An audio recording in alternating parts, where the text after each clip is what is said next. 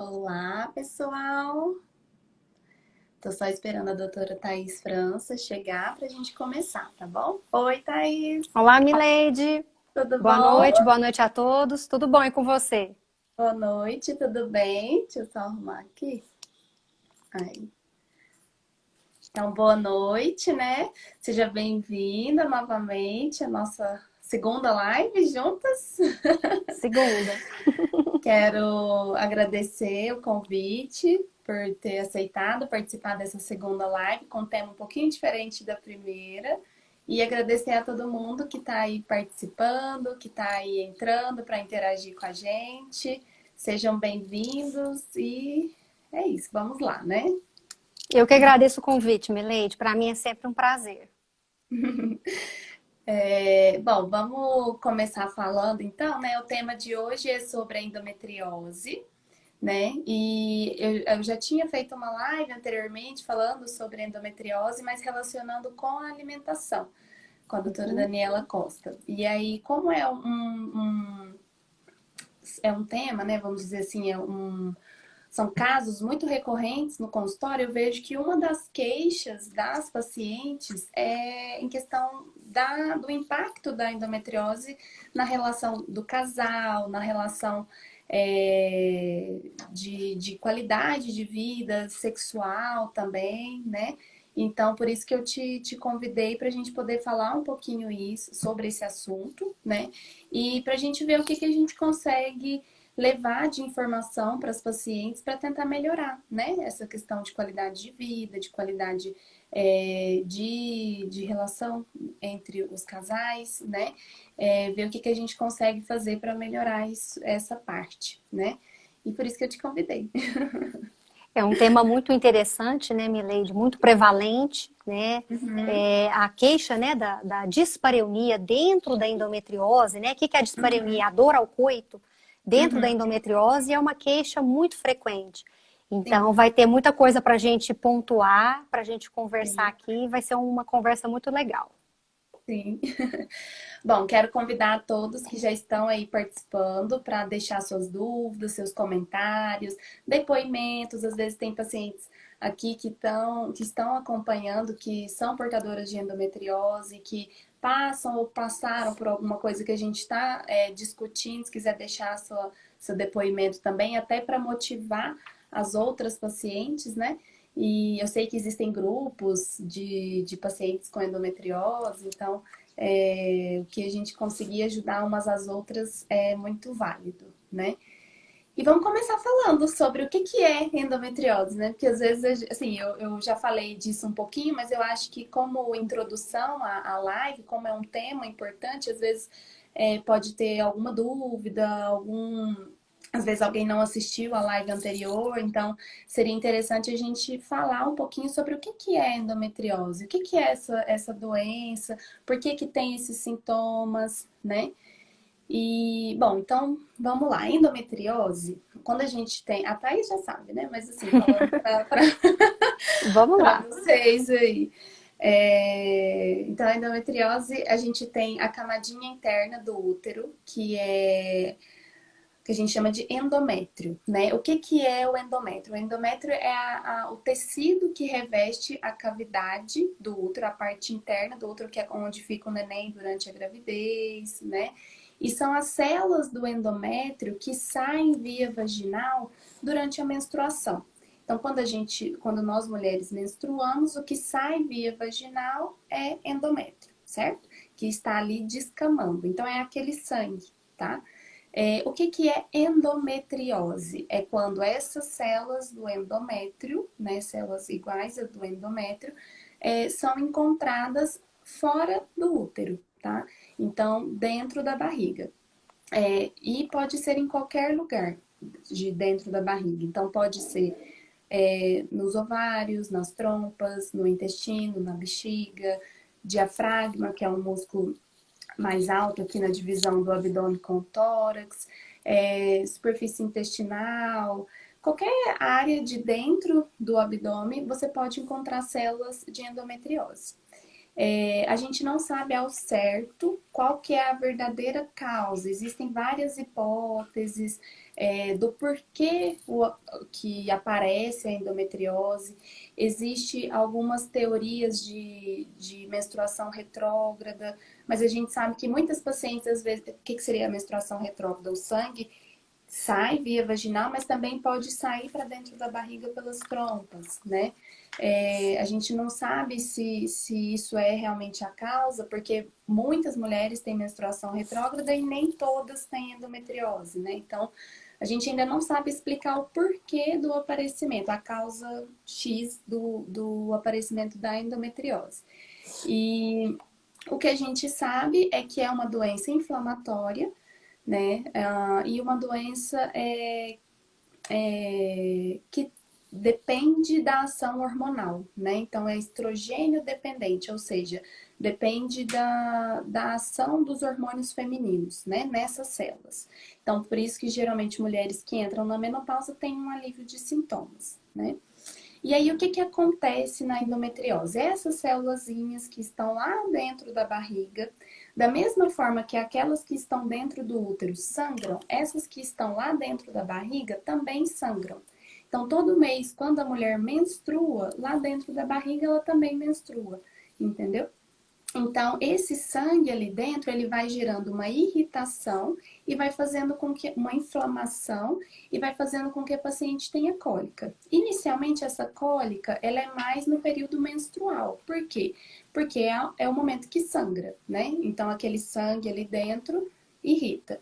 Depois, com o passar do tempo, com esse processo de sangra, aí desinflama um pouco. Aí depois, no outro mês, sangra de novo, depois desinflama um pouco. Esse processo ele vai ficando crônico e essa paciente ela pode começar a ter áreas de espessamento, que seriam áreas de cicatrizes, em vários pontos da pelve. Essa inflamação pode fazer com que as estruturas de dentro da barriga, os órgãos de dentro da barriga, comecem a grudar uns nos outros. Isso vai formando o que a gente chama de aderências, e as próprias aderências podem fazer a paciente ter dor, tá? Porque vai tracionando os órgãos, né? E aí a paciente começa a ter dor não só na época da menstruação, mas ela começa também a ter dor entre uma menstruação e outra.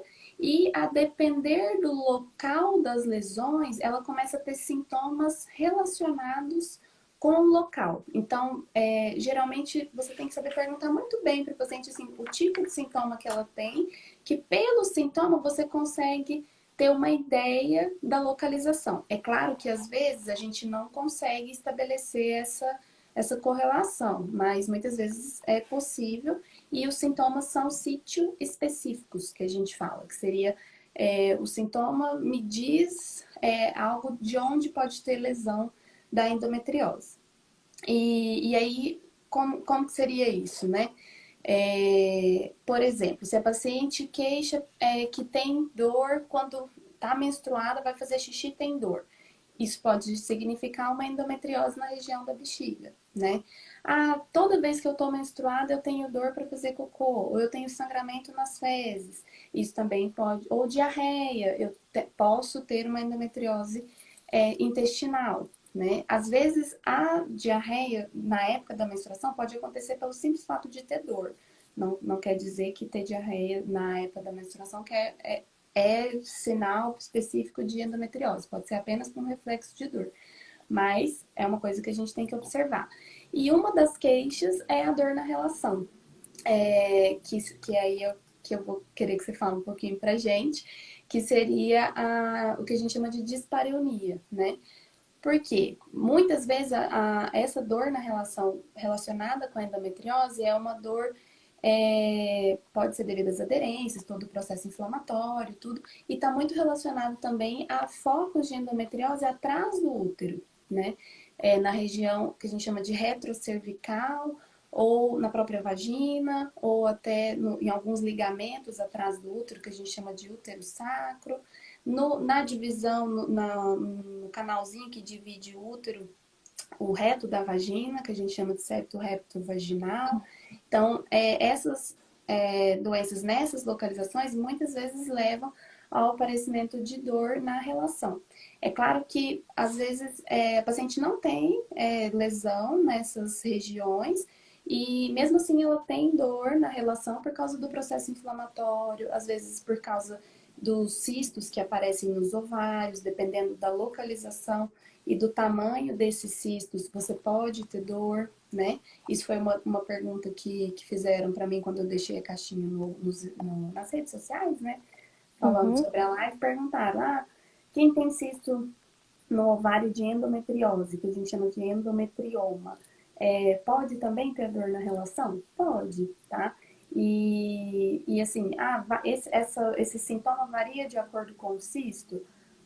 Não quer dizer que é diretamente proporcional, né? Quanto maior o cisto, maior a dor. Mas a presença do cisto e um cisto maior, ele pode sim ficar pesando sobre a pelve, e a paciente, na hora que tem relação, pode ter dor, né? Então, pensando nesses sintomas, Thaís, aí eu queria falar, assim, que você falasse um pouquinho, né, pra gente sobre o que é a dispareunia, né, e opções de tratamento, e o que a gente pode fazer do ponto de vista de terapia sexual para a paciente poder lidar melhor com essa dor, quais são as alternativas que ela pode usar para poder lidar melhor com essa dor, para não impactar tanto no relacionamento, né? Porque é algo que começa a impactar na qualidade do relacionamento, do casal, né? Então, o que você dá de dicas aí pra gente? Perfeito. Então vamos lá.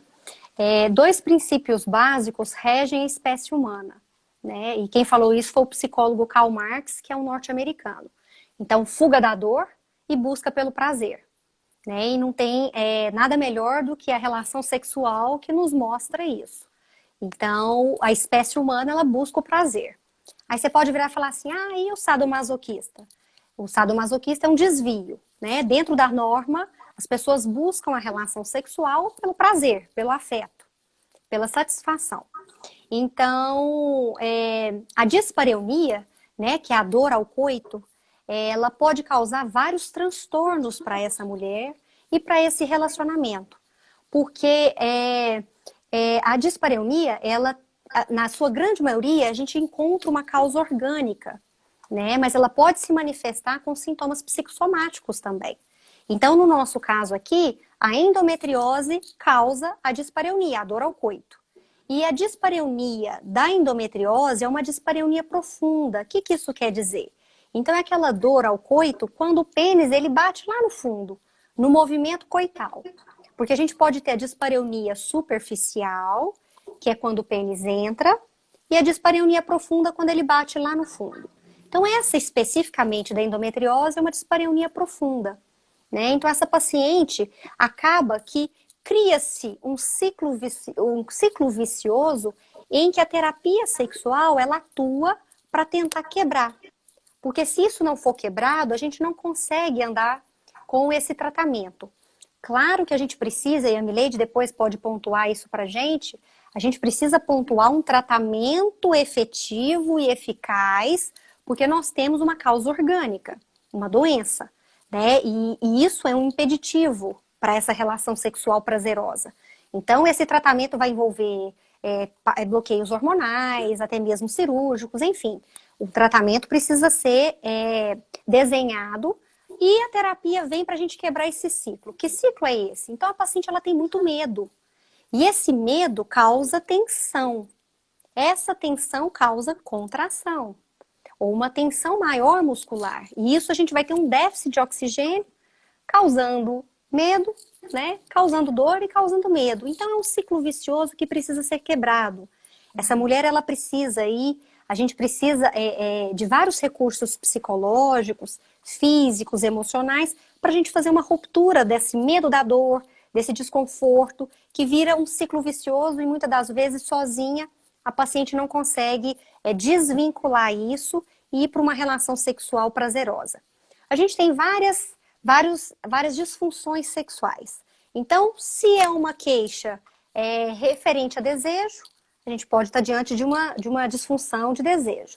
Se é uma queixa referente à excitação, à lubrificação na mulher, à ereção no homem, é uma queixa de disfunção. Se for questões de orgasmo, né, as disfunções de orgasmo. E a dor, ela extrapola tudo isso. Então, a paciente que tem uma dor, uma dispareunia, um vaginismo, uma vulvodínia, essa paciente ela pode, por si só, ter a dor provocando essa disfunção, e a gente pode ter os dois tipos. Tem pacientes que, isoladamente, quando ela está se masturbando, ela está sozinha, ou até mesmo com a parceria, quando não envolve penetração, ela tem desejo preservado, ela lubrifica e ela pode ter orgasmos, né, ali, com o manuseio clitoriano e tudo mais. E tem aquelas que podem ter já alguma disfunção associado à dor.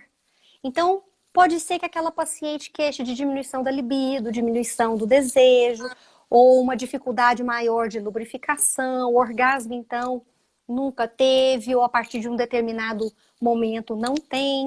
Então, a gente precisa investigar bem profundamente, porque as queixas sexuais, elas podem vir isoladas ou com outras queixas associadas. Então, a questão da dor é uma questão que causa um impacto muito grande.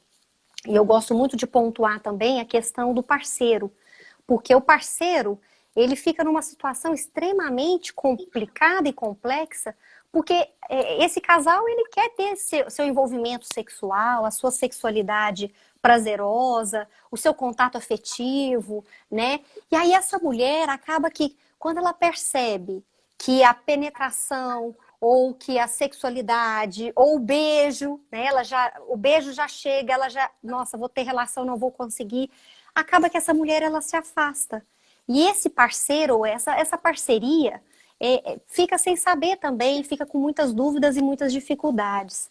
Então, uma série de questões a gente precisa entender e avaliar, porque sexualidade ela é muito complexa, né? Seria a busca pelo prazer através do comportamento. Isso envolve, né, beijo, abraço, os tipos de sexo, a masturbação mútua. Então, são várias questões que a gente precisa pontuar. E aí, essa memória da dor, né, que é muito interessante, Milady, porque a sexualidade, o sexo é comportamento. E se a gente vai para a experiência sexual e ela não é prazerosa, ela tem dor, é desconfortável, né? A mulher tem medo, acaba que ela vai afastar. Se a relação ela é prazerosa, afetiva, tem satisfação física, emocional, acaba que vem como um reforço positivo nesse desejo e em toda a cascata de resposta sexual. Então, essa questão da dor, ela é muito intensa, né? Essa paciente pode ter apenas a dor, mas pode ter outras queixas associadas. E aí, com a terapia, a gente vai orientar uma série de questões, né?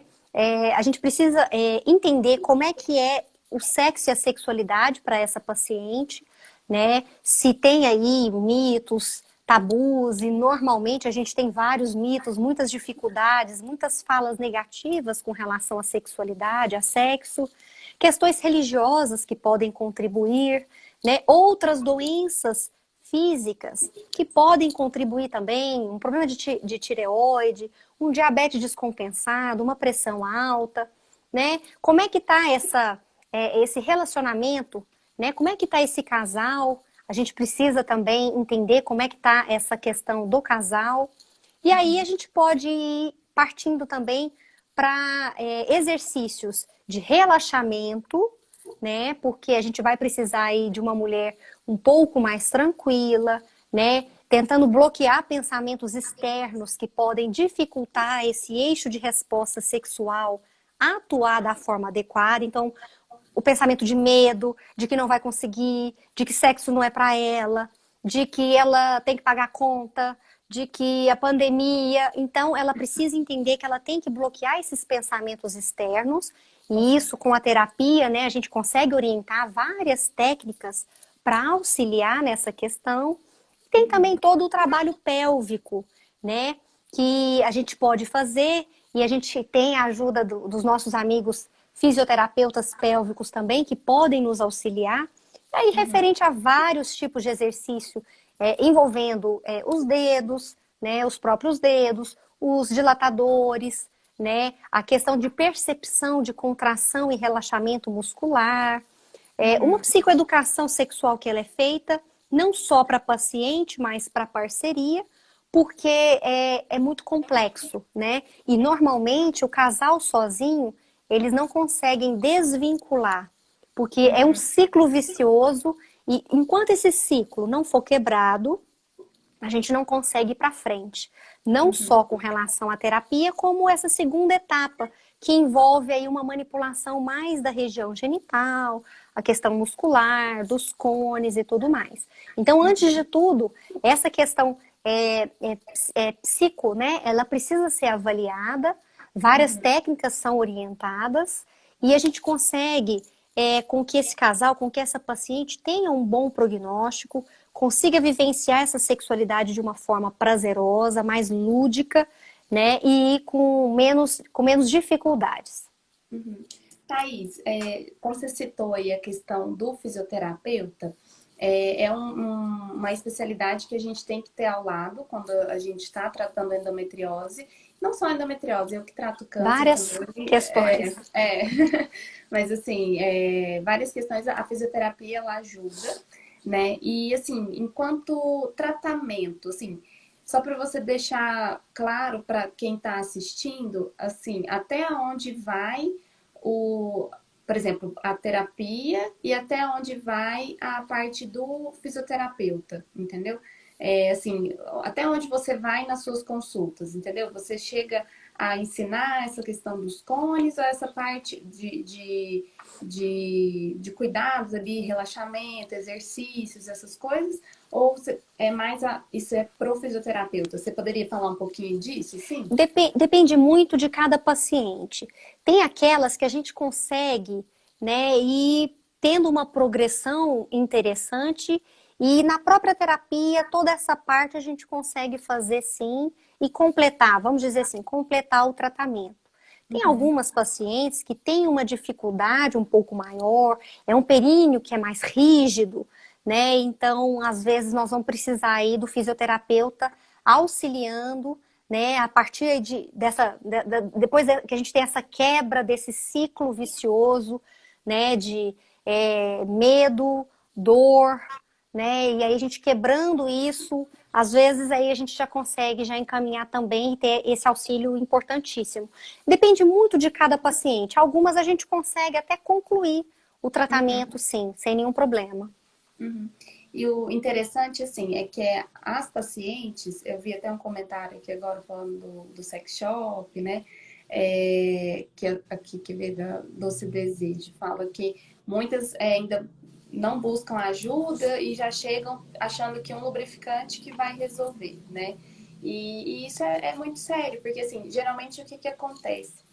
A endometriose, ela é, na verdade, uma doença que demora muito tempo para ser diagnosticada. Diagnosticada. Então, a paciente geralmente é uma paciente que ela já chega com assim, já chega assim, olha, eu passei em inúmeros médicos até que eu fui descobrir que eu tenho endometriose, entendeu? Então, ela já chega até cansada de tanto que ela já foi em médico, tanto que ela já fez exame e às vezes não mostrava nada. E como é uma doença que está sendo melhor descoberta recentemente, então muitas vezes alguns ginecologistas, alguns médicos de outras especialidades, muitas vezes eles não se atentam, não pensam nessa doença quando a paciente chega, às vezes, com uma queixa de dor abdominal, aí a diarreia, aí vai investigar alguma coisa do intestino, ou uma paciente que chega, às vezes, até no psicólogo, no psiquiatra, porque está com algum problema emocional, porque se acha desajustado do mundo, porque sente dor, que todo mundo fala, gente, mas não é normal sentir esse tanto de dor, tal, eu devo ter algum problema, e aí começa a surgir outros problemas e até ela descobrir que é endometriose, já se passou um tempo muito grande e muitas vezes ela vai procurar ajudas. Eu não estou conseguindo lubrificar na hora da relação, ou eu tenho dor na penetração. Aí ela acha que é por falta de lubrificação. Então, acho que só comprar um lubrificante resolve. E ela vai ver que não resolve, né? Que essa dor, essa lubrificação, ela tem todo um uma justificativa atrás, né? E para você descobrir o porquê que tá tendo isso, você tem que descobrir o que que é que tá causando a dor, né? E eu acho que a terapia ela entra muito aí no sentido de fazer a paciente entender assim que isso é do processo da doença, né? Que não tem nada errado, que é uma coisa que é possível tratar, que é possível resolver para ela ter uma qualidade de vida, né? Então, eu acho que a terapia entra muito aí, até no incentivar a paciente também a fazer os exercícios, né? A fazer as terapias que necessitam ser feitas, né? Para buscar o alívio dos sintomas, Com né? certeza, Mileide. E aí essa psicoeducação sexual, ela é fundamental, porque a gente precisa atuar, né, no início, né? Porque se a gente ficar, eu vou comprar só um lubrificante, ou eu vou, né, tentar alguma coisa aí mais rápida, a gente não está atuando, né, na origem dessa questão. Então, muitas das vezes, a gente não vai resolver por completo. É só um Uhum, tampa-buraco. E às vezes nem isso.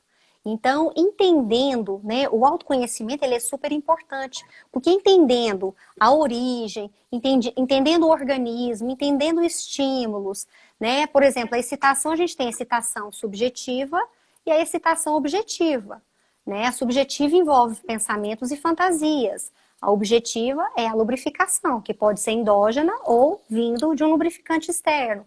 A gente começa a entender e ampliar esses conceitos e o conhecimento, então, e a gente não aprende isso, né? Ninguém ensina sobre sexualidade, sobre relacionamento, a gente aprende na vida, dando cabeçada, né? uhum, E às vezes nem isso. Então a gente começa, tendo o autoconhecimento, a gente começa a ser mais assertiva, né? Ou assertivo, se a terapia for para homens, uhum, assertivo nos nossos estímulos. Então a gente tem uma assertividade maior, a gente consegue ter um prazer muito um pouco mais fácil e numa intensidade, muitas das vezes ainda não vivenciada. Enfim, recursos que a pessoa acaba adquirindo para ela poder ir para essa sexualidade com mais autonomia, podendo decidir de uma forma mais autônoma também. Porque muitas das vezes o que eu percebo, e com relação às pacientes com endometriose, é importantíssimo a gente falar isso, muitas das vezes as decisões que elas têm não é pelo desejo, é pelo medo. Né? E uhum. não é nem a Pelo decisão de sabor. ir, é a decisão de afastar. Uhum, Né? E o não decidir é uma decisão. E uhum, isso pode trazer consequências importantes nesse relacionamento, divórcios, afastamentos, traições. uhum, Então, são questões muito complexas, né, que uhum, merecem uma avaliação muito detalhada. uhum. Aqui teve uma pergunta, Thaís, se terapia de casal nesse caso é recomendado. O que você acha? Então, a gente precisa avaliar, porque se existe uma dispareunia por uma doença física, a gente precisa entender isso e a paciente, junto com o parceiro, a gente precisa entender isso. Tendo questões relacionais também, a terapia de casal ela é uma excelente estratégia. Mas o Uhum, que eu preciso que as pessoas entendam é que uma coisa não exclui a outra. As coisas vão vir para auxiliar. Porque muitas uhum, das vezes o terapeuta de casal, ele não tem uma formação na sexualidade, na terapia uhum, sexual. Então a uhum, abordagem da terapia sexual é uma abordagem breve, focada nas queixas, né? E com exercícios, com tanto exercício psicológico quanto exercícios físicos, e acaba também essa sensibilização que ela é realizada, né? E as técnicas que são desenvolvidas também. Na terapia de casal, é um sistema um pouco mais amplo. É mencionado as questões sexuais, mas a questão do relacionamento é o que tria essa terapia. Então, uhum, pode auxiliar, mas muitas das vezes a gente precisa das duas juntas, uhum, porque elas abordam questões diferentes e elas se completam. uhum, Então, e é importante também, né, Milene, a gente sempre falar, nós temos tratamento, nós temos várias possibilidades, não é normal ter dor na relação, porque antigamente a gente ouvia isso muito das nossas avós, é assim mesmo, Uhum. finge que passa. Então, tem toda uma cultura que é passada de Uhum. geração em geração, e às vezes a gente não sabe nem por que que a gente está fazendo isso, ou por que que está Uhum. pensando isso, ou porque não quer vivenciar isso. Né? São Uhum. questões passadas de geração em geração, e apenas na terapia a gente vai conseguir, mais uma vez, desfazer o ciclo vicioso, que envolve questões psicológicas e pode envolver causas orgânicas também. Sim, a gente vê que nessa questão sexual tem muito das crenças, assim, muito do que move as pacientes, ou às vezes até o que trava muito as pacientes, até de procurar ajuda, até de falar sobre o assunto. Muito são as crenças que essas pacientes trazem da criação, dos familiares. Às vezes é uma coisa que em casa nem se podia comentar, né? Falar sobre sexo, falar sobre às vezes você nem conversa isso em casa com seus pais, você vai conversar na rua ou pesquisando, revista, internet, essas coisas, né? E então os tabus também, né? Às vezes até para os exercícios que são necessários fazer para ter uma melhora dessas dores na relação, tudo, não só relacionado à endometriose, mas toda a questão de dor e desconforto na região íntima, né? Muitas vezes você tem que fazer exercícios de manipulação, de autoconhecimento, de introdução de dispositivos, e isso às vezes algumas pacientes têm uma certa resistência por tabus, por crenças, por achar que às vezes, ai, nossa, mas será que eu tô, assim, se julga de uma forma negativa só porque está fazendo aquilo, ou só porque está pensando naquilo, né? E não é bem assim, porque a parte sexual faz parte do ser humano, né? Tanto da mulher quanto do homem. E eu não acho, assim, tem muitas mulheres que acham, eu tenho que cumprir minha obrigação de mulher. Não é assim, né? Eu não acho que as mulheres têm que ter relação para cumprir um papel, entendeu? Então, ela tem que ser prazerosa. E se não está tendo prazer, se você sente desconforto, se você sente dor, se aquilo não é bom, você não quer fazer. O nosso cérebro, ele entende que aquilo que é ruim, você não quer, né? E a terapia entra aí no sentido de fazer você entender que você pode ter prazer, que você pode se manipular, que você pode entender os pontos que te dão prazer e que isso não vai fazer você ser mais ou menos alguma coisa, entendeu? Isso é muito Então, comum. Isso que você falou me veio aqui à memória.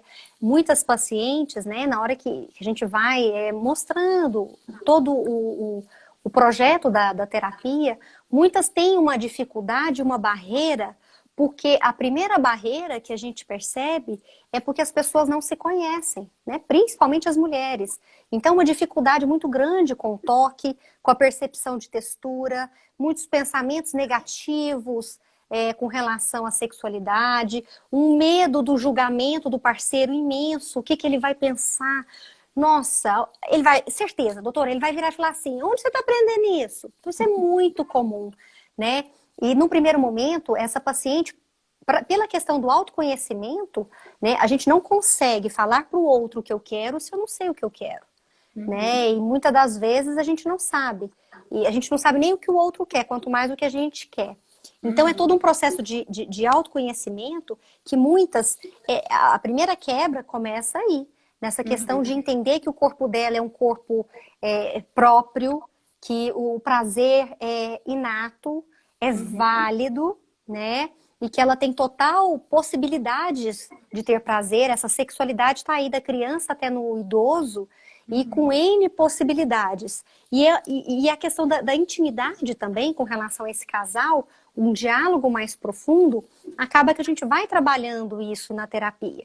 Muitos chegam e falam, não, a gente conversa muito, doutora. Mas a gente começa a perceber que é um diálogo mais superficial. É o que eu brinco assim, é a conversa de boteco. As questões mais profundas, muitas das vezes, nem a gente sabe. E a gente uhum, guarda tudo lá num baú. E isso é sociocultural, por N motivos. Né? Não uhum, cabe a gente ficar ali martirizando com relação a isso. Mas é uhum. entender o que a gente pode fazer daqui para frente para poder deixar tudo mais leve, né? E aproveitar isso de uma forma mais prazerosa. Uhum. E assim, pensando na dor que geralmente os pacientes têm na endometriose, igual você falou, é uma dor profunda, né? A gente chama de dispareunia de profundidade, que é Isso. geralmente quando quando você tem penetração e que, que o pênis encosta naquela área que está inflamada, naquela área que está dolorida, né? Vamos dizer assim, que tem alguma área de espessamento relacionada à endometriose. Mas, como pode acontecer esse ciclo, né? Então, assim, a paciente ela começa a entender que relação sexual é doloroso e aí eu não quero ter relação. Então, a Causa paciente ela medo. pode causa medo, ela começa a travar tudo Uhum. e aí a gente começa a ter algumas pacientes que começam a ter os distúrbios na penetração, né? Que aí você pode falar, assim, pode ser rapidamente, Uhum. para a gente não passar muito do tema, mas são Aham. pacientes que têm dor, igual você falou, tem paciente que às vezes ela consegue ter desejo, ela consegue ter prazer com a estimulação externa, mas se ela tem penetração, ela tem dor. Aí Mas ela tem esquiva. paciente, aí ela não quer ter penetração. Mas tem paciente que, às vezes, por esse processo, ou até por outras coisas, por outras causas, não Sim, sim. necessariamente pela endometriose, mas esse processo de dor pode fazer com que ela tenha dor também ao toque externo. Então, às vezes, até a manipulação externa, ela não tolera, né? E aí Uhum. aparecem os outros distúrbios, se você puder falar um pouquinho, assim, de vulvodínia, de Uhum. vaginismo, só um pouco Além, pra além gente de todos citar. esses que a gente já É. citou, a gente pode sim ter pacientes que acabam desenvolvendo o vaginismo, né, que seria uma contração involuntária da musculatura perineal, né, da região externa ali do introito vaginal, e isso pode impossibilitar essa penetração. Essa contração pode ser completa ou incompleta. A completa não entra, não entra. A incompleta entra, mas com muita dificuldade. E isso a gente pode perceber não só para a penetração, mas para a colocação de um absorvente interno, um vibrador, né, a colocação dos dedos, do espéculo, essas pacientes elas não conseguem. E aí entra nessa questão desse ciclo do medo, dor, né, tensão, diminuição de oxigênio, dor, e vira uma cascata que precisa ser quebrada. Tem outras pacientes que podem desenvolver também a vulvodínia, que é uma dor crônica na região vulvar por mais de 3 meses, né? Uma dor neuropática, intensa, difícil de tratar. Todas as queixas sexuais envolvem, muitas das vezes, uma equipe multidisciplinar para poder nos auxiliar, né? A fisioterapia pélvica, às vezes a gente precisa do próprio psicólogo mesmo, quando a gente está envolvido aí de traumas e abusos sexuais e traumas que podem, e o trauma ele pode, né, é como se fosse uma bomba atômica, explode, a gente não sabe aonde que espirra. Então, Uhum. muitas das vezes a gente precisa, às vezes a gente precisa do próprio psiquiatra, enfim, são várias as possibilidades, mas a gente pode sim ter essas doenças concomitantes, e aí a gente sempre vai entender se essas doenças são primárias ou secundárias. Uhum. Primárias sempre existiram desde o início da vida sexual. Secundárias, aquelas que a partir de uma determinada situação, essas doenças elas começaram a manifestar.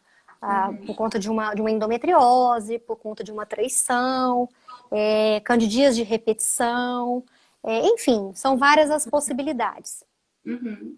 Quando a gente pensa, agora falando um pouquinho específico do tratamento da endometriose, porque um pouco do que a gente pode usar de alternativa para o tratamento da dor na relação na verdade, o tratamento da endometriose em si, Isso. né?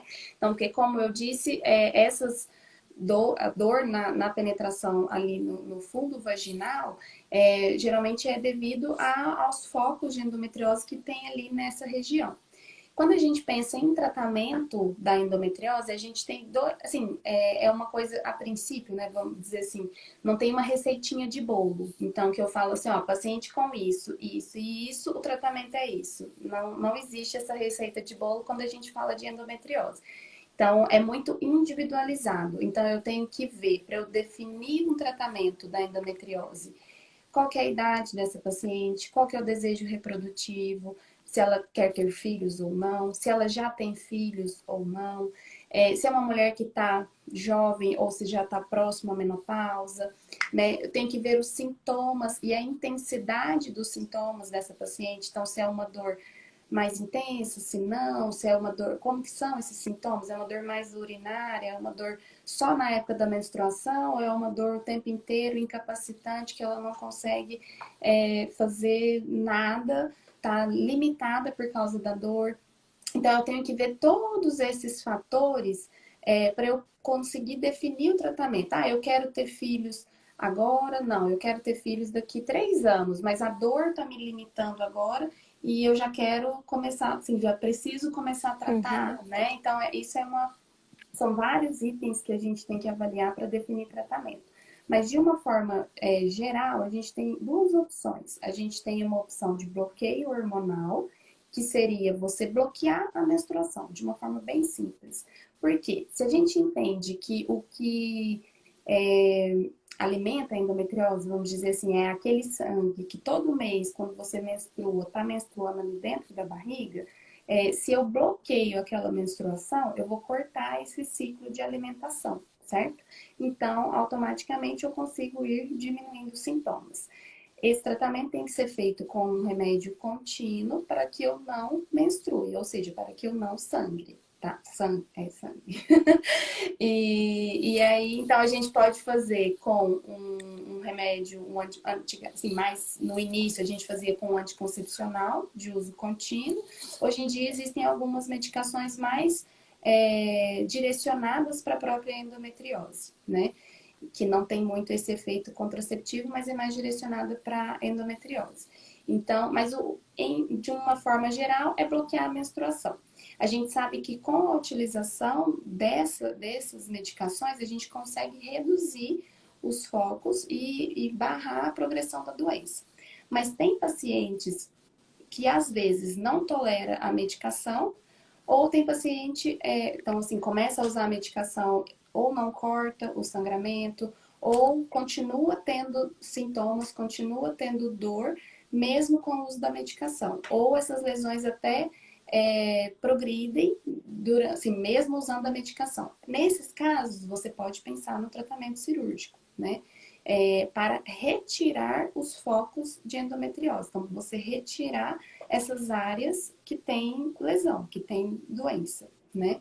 E, e aí, retirando todas as áreas de endometriose, você consegue diminuir essa inflamação, tira as áreas onde tem esses espessamentos, né? E automaticamente você consegue diminuir também os sintomas, né? Relacionados com aquela área que você tratou, né? Existem alguns casos, por exemplo, endometriose de bexiga, endometriose de ureter, endometriose intestinal, que são casos que, se você demora muito a tratar, isso pode progredir e levar a consequências mais sérias para o paciente, porque pode levar à insuficiência dos rins, né? Se pode comprimir, fechar o canalzinho do xixi, ou às vezes até a gente chama de obstrução intestinal, que seria fechar muito o canalzinho para fazer cocô, e aí às vezes a paciente começa a ter sintomas devido a esse estreitamento, né? Nisso, geralmente, o tratamento cirúrgico tem uma indicação mais direta, já primária, assim, você já vai direto para o tratamento cirúrgico, não fica esperando tanto com o tratamento clínico, né? Mas isso varia muito de paciente para paciente. Então, basicamente, a gente tem que olhar a paciente, ver os sintomas, todo o contexto que envolve desejo reprodutivo para a gente poder definir tratamento. Uma dúvida que é muito comum que as pacientes me perguntam é se retirar o útero resolve endometriose. Não, tá? Por quê? Porque o útero, ele tá ali central na pelve. A endometriose é uma lesão fora do útero. Então, não adianta você tirar o útero e continuar com os foquinhos de endometriose ali dentro da barriga, fora do útero, certo? Então, eu recebo muitas pacientes que às vezes tiraram o útero e que continuam tendo dor. Teve até alguém que participou que lá no início que falou assim, olha, eu já tirei um pedaço do intestino, já tirei o ovário direito, já tirei o útero, eu ainda posso ter endometriose? Pode, entendeu? Porque se os focos de endometriose que estão lá dentro da barriga não forem retirados, você pode ter sintomas da endometriose, entendeu? Então, você tem que retirar essas áreas de doença, retirar essas áreas de espessamento, para você conseguir diminuir a quantidade de lesões e tratar, né? E automaticamente melhorar os sintomas. Então, só tirar útero não resolve. O que às vezes resolve é porque a endometriose, muitas vezes, ela vem junto com a adenomiose, né? Então, que é uma doença do útero, que seria quando as células do endométrio, que é a camadinha interna do útero, cresce para dentro da própria musculatura. E às vezes elas andam juntas. Então, ela dá dor abdominal, aumento de fluxo menstrual. E muitas vezes, como elas andam juntas, é uma importante causa de dor também para a paciente, a adenomiose. Então, quando já é uma paciente que tem os filhos que queria ter, que já não tem mais desejo reprodutivo, você pode pensar na retirada do útero para aliviar essa dor central, entendeu? Mas se você não retira os outros focos, a paciente pode continuar tendo dor, entendeu? E não vai resolver nada. Ela vai fazer 1 milhão de cirurgia e vai continuar tendo dor, entendeu? Às vezes, a gente comentou sobre isso, né, hoje. Às vezes a gente faz a cirurgia e mantém o tratamento, faz a manutenção, vamos dizer assim, né, com o bloqueio hormonal no pós-operatório, tá? Para quê? Para garantir essa cirurgia por mais tempo, né? Geralmente até a paciente querer engravidar, ou se, por exemplo, ela já quer engravidar e fez a cirurgia antes. Então, geralmente, se ela já tá querendo engravidar, por exemplo, para ontem, eu já faço a cirurgia e já libero ela para engravidar assim que passar o repouso da cirurgia. E que a gente sabe que tem um aumento da taxa de sucesso, né, em gravidez espontânea quando você começa a tentar logo após, né? E aí, Mileide, no início aí de vida sexual, né, no início dessa liberação, a gente vai pontuar com essa paciente com relação às posições, para ela dar uma preferência maior para as posições sexuais em que ela vai ter uma menor penetração profunda. Então, são aquelas em que o bumbum vai amortecer. Então, num primeiro momento, a gente vai liberando aos poucos as posições sexuais, né, até a gente poder liberar as posições que vão ter uma penetração mais profunda, em que o desconforto ele pode aparecer com um pouquinho mais de facilidade. Então, a gente vai, aos poucos, desensibilizando nisso também. Isso é uma alternativa, né, para as Sim, pacientes que sim. estão no início, assim, que ainda estão em processo de tratamento, ou às vezes usando medicação, que ainda está tendo dor, é alternar as posições e procurar posições na relação que não vão tão profundo ou que não toquem aqueles pontos dolorosos, né? Então, você Isso. tentar ir testando, né? A gente vai testando isso. Vai testando. Nessa posição eu não sinto tanta dor. Então, aí você já sabe qual seria uma posição que te dá prazer e que você não sente incômodo. E utilizando essas posições para Para ficar bom, né? facilitar. Na hora da relação. Sim. Certo? Vamos para as perguntas, que nosso tempo já está quase lá. Deixa eu Eu ver recebi aqui. algumas perguntas quando eu lancei as dúvidas no Stories. E aí tem algumas aqui que eu já falei, a gente já falou, na verdade, durante a própria explicação, a própria live, né? E aí deixa eu dar uma olhadinha no que a gente não. A relação da endometriose com a infertilidade, né? A gente sabe que 25% das mulheres que têm infertilidade têm endometriose.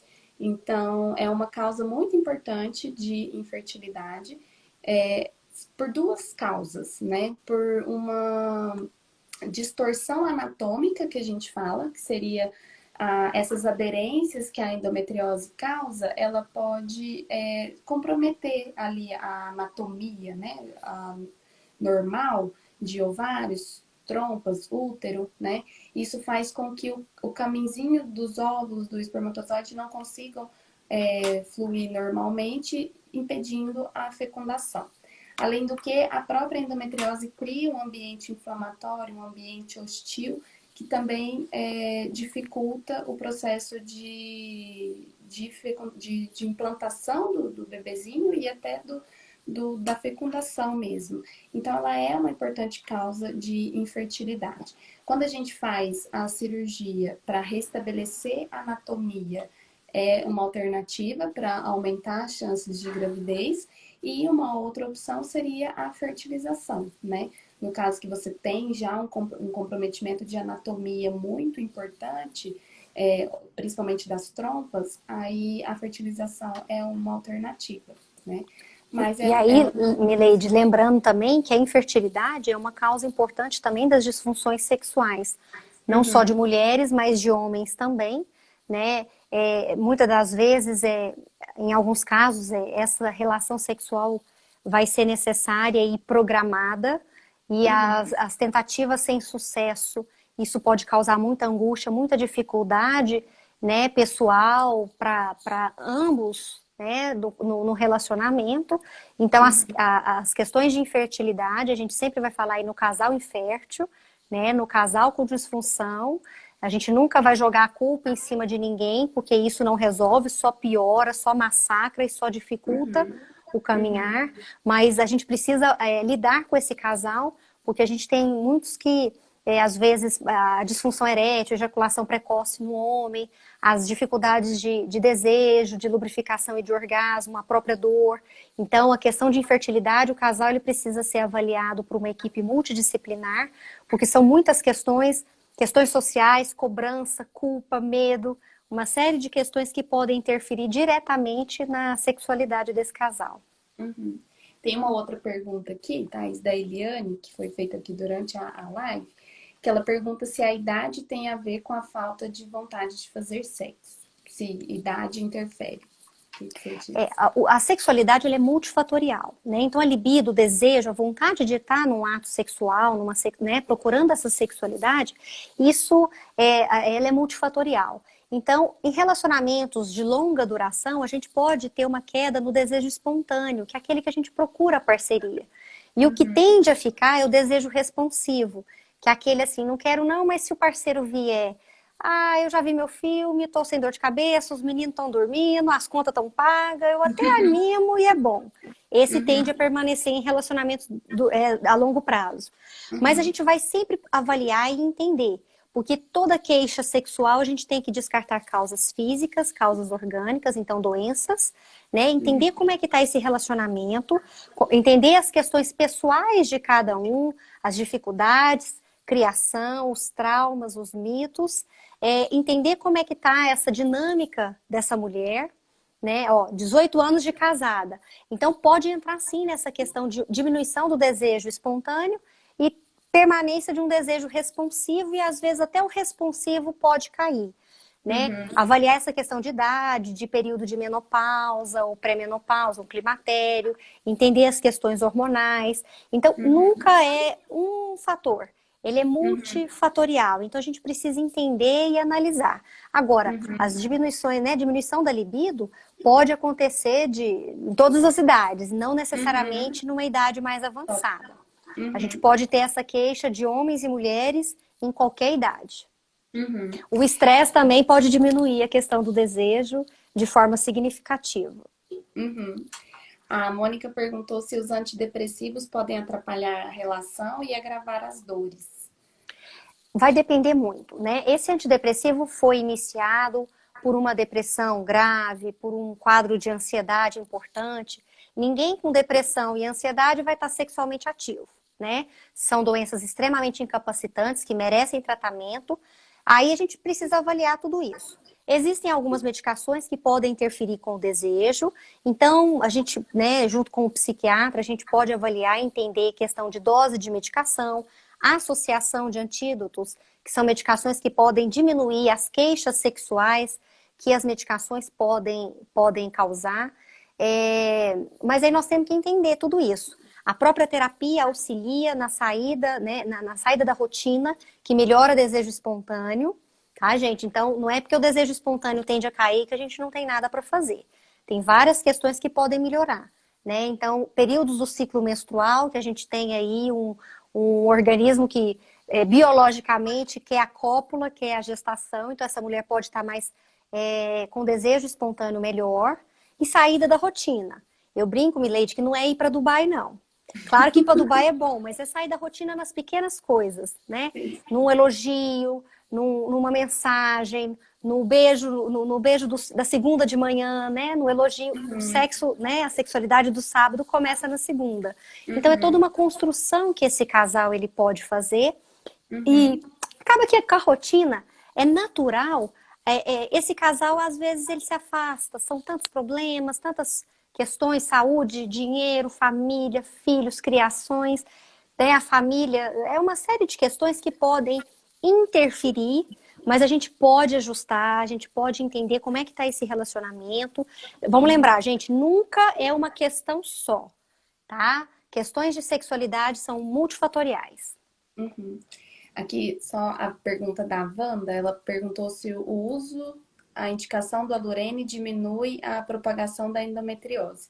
O Alurene seria uma marca, né, que é da medicação que a gente conhece como princípio ativo do Dienogest, tem várias marcas, mas ele é uma medicação que foi desenvolvida para tratamento de endometriose, como eu disse, para realizar o bloqueio hormonal, e a gente tem evidência científica de que com 6 meses de uso você consegue ter diminuição das lesões, entendeu? Então é sim eficaz e é uma das alternativas. E a Lorena perguntou se após uma videolaparoscopia, em média, quanto tempo até conseguir engravidar?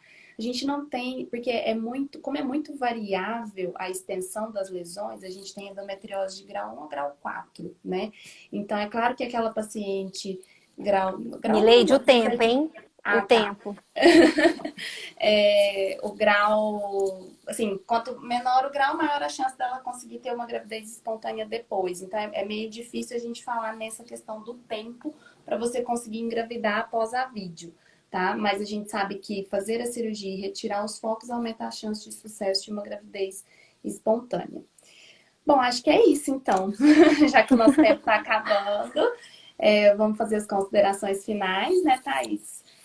Quero agradecer a todas e todos que estiveram aqui acompanhando a gente, que deixaram os seus depoimentos, os seus carinhos, tá? E convidar para as próximas, né, que a gente for fazer. E é isso. Obrigada, Thaís, mais uma vez pelo aceite, tá? Por ter aceitado aqui participar com a gente. E faça as suas considerações finais aí. Agradeço mais uma vez o convite, para mim é sempre um prazer. E muito obrigada a todos que nos acompanharam. Isso mesmo. Obrigada, pessoal. Quem tiver mais dúvidas pode deixar nas redes sociais e a gente dá um jeitinho de responder depois, tá? Obrigada pelo carinho de todos. Eu estava acompanhando aqui. Tchauzinho. Obrigada, Thaís. Obrigada, pessoal. Obrigada, Depois eu Mileide. vou Tchau, até deixar mais. disponível no YouTube, tá? E aí eu publico pelas redes quando já estiver disponível, tá? Para quem não conseguiu assistir, tá bom? Até mais. Tchauzinho, até. Tchauzinho.